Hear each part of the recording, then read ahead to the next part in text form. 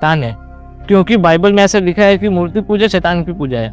अब बाइबल तो मैंने पढ़ा नहीं, तो इसलिए मैं नहीं कह सकता कि उसने सही कहा या गलत।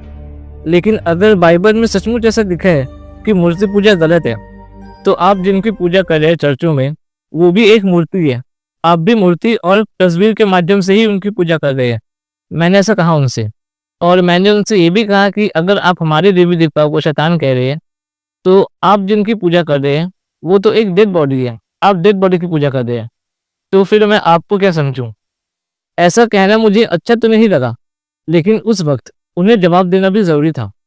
इसके बाद उन्होंने कहा कि भगवान सिर्फ एक होते हैं, तुम्हारे में देखो कितने सादे हैं, इतने क्या भगवान होते हैं कभी? तो मैंने उनसे कहा कि अगर आप दाल चावल आटे के लिए इतनी जल्दबाजी ना करते और समय रहते अपने शास्त्रों को थोड़ा पढ़ लेते, तो आपको पता होता कि हमारे शास्त्रों में भी, वेद पुराणों में भी एक ही ब्रह्म की बात की गई है। एक ही ब्रह्म खुद को अनेकों रूप में प्रकट करता है। एको ब्रह्म द्वितीयो नास्ति, जिसका मतलब है कि एक ही ब्रह्म है, दूसरा कोई नहीं।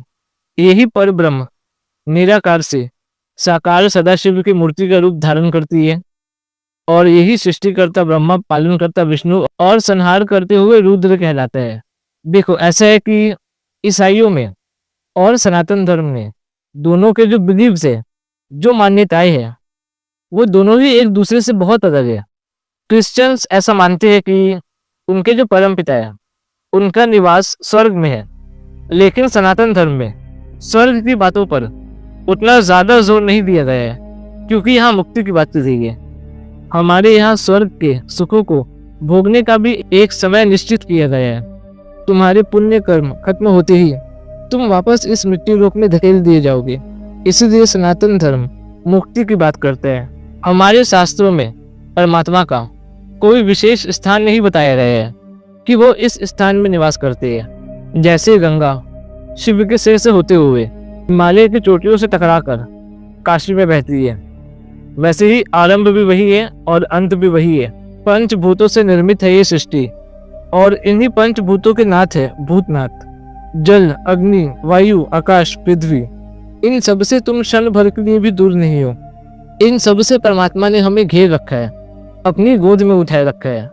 हमारे यहाँ सृष्टिकर्ता और सृष्टि, ये दोनों एक दूसरे से अलग नहीं है।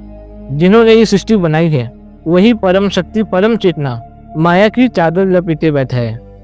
हर कण कण में शंकर खुद को प्रकट करता है, इसलिए हम उनकी हर एक रूप की पूजा करते हैं। कभी पेड़ों में, तो कभी पहाड़ों में, तो कभी जल में, कभी अग्नि में, तो कभी वायु में, तो कभी आकाश में। अब इसके बाद और एक बात कही जाती है कि इंसान द्वारा बनाई हुई मूर्ति में ईश्वर कैसे वास कर सकता है। तो अगर तुम अपना इसमें थोड़ा कॉमन सेंस यूज करो तो तुम्हें पता चलेगा कि हम पत्थर को नहीं पूज रहे, उस पत्थर के रूप में जो स्वरूप है ईश्वर का उन्हें पूज रहे हैं। मूर्तिकार जो मूर्ति बना रहे हैं वो क्या अपने मनमाने तरीके से बना रहे हैं? ऐसा थोड़ी है कि वो कुछ भी हमें बना कर दे रहे, हम उन्हें शिव मान ले, विष्णु मान ले, शक्ति मान ले। ऐसा तो नहीं है। हमारे शास्त्रों में जो उनके स्वरूपों का वर्णन किया गया है, तो मूर्तिकार उस दायरे में रहकर ही तो मूर्ति बना रहे हैं। हाथों में सुदर्शन चक्र होगा, गदा होगा, कमल का पुष्प होगा, शंख होगा, तो ही तो वो विष्णु की मूर्ति कहलाएगी। हाथों में त्रिशूल होगा, डमरू होगा, तभी तो वो शिव की मूर्ति कहलाएगी। हर स्वरूप उस परम तत्व की शक्ति को दर्शाता है। जहाँ पर बात करनी थी उस परमात्मा के सृष्टि संचालन के बारे में, जन्म और मृत्यु के चक्र के बारे में, काल चक्र के बारे में, उधर सुदर्शन का वर्णन किया गया है। जहाँ कर्म के फलों को दर्शाना था उधर गदा, जहाँ पर प्रकृति के 3 गुणों को दर्शाना था वहाँ त्रिशूल का वर्णन किया गया है। जहाँ पर सृजन और प्रलय को दर्शाना था उधर पर